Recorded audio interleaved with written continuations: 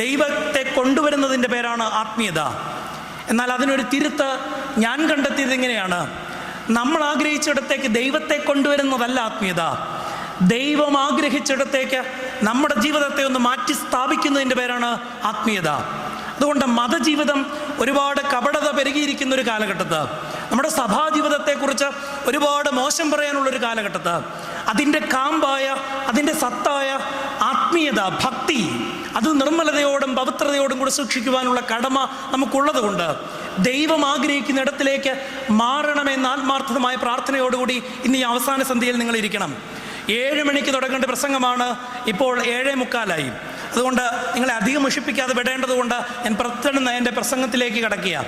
ചെങ്ങന്നൂരുകാർ എത്രയോ തവണ കേട്ട പ്രസംഗമാണ് മോശയുടെ ദൈവവുമായിട്ടുള്ള അഭിമുഖം, അല്ലേ? പുറപ്പാട് പുസ്തകം 3-ാം അധ്യായം വായിക്കാത്ത ഒരു വിശ്വാസി പോലും ഇവിടെ ഉണ്ട് എന്ന് ഞാൻ വിചാരിക്കുന്നില്ല.